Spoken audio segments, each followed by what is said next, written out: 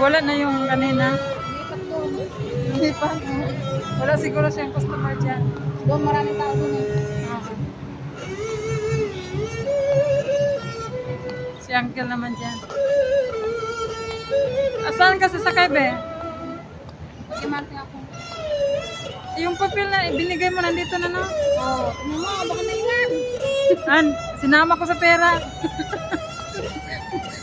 Patay. Happy trip. Thank you. See you next. See you in July. Oh, July pala. Ayan, may tugtog si uncle. Nagano siya. Ano ba yung tawag niyan? Ano ba man?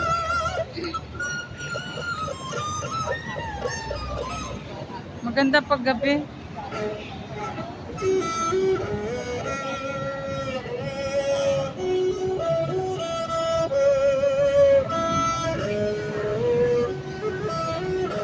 Pagbalik mo dito, wala akong kuskus niyan, di ba?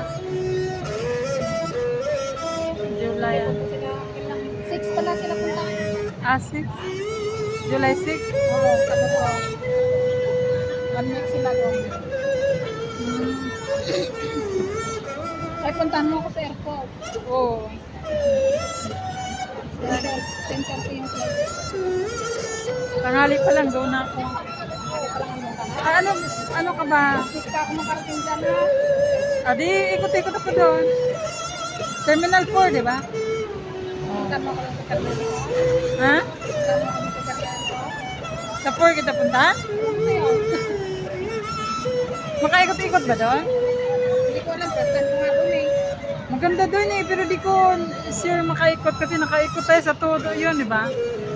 Lagi ako sa Terminal 1. Terminal 1 ka? Sa 4, Terminal 1 ako dito, tapos sa Pinas ay, Terminal 1 pala dito. Tapos sa Pinas lang niya tayo. Ako sa Pinas, lagi akong 3. Ngayon, 3 ako doon. Ngayon? Kasi 4 dito. Pwede ka naman mag-online din sa ano mo kasi tapos di mo na ipa-print out dyan lang sa cellphone mo. Yung ako nga sa cellphone ko lang. Pero doon ako kumuha sa Terminal 3. Kasi i-guide ka na naman nila papunta doon. Ay, darang kang Terminal sa Pampang ko? Doon sa ate? Oo. Anong sakyan mo doon? Ay, Terminal 3 pala ako doon. Oh, Terminal 3 ka man doon.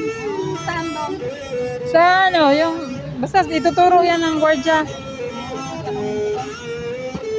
Ikukuha ka ba pagdating mo? Hindi ko nga alam. O pagpunta mo na lang. Ako rin ganun eh. Pero aga-agaan mo na lang.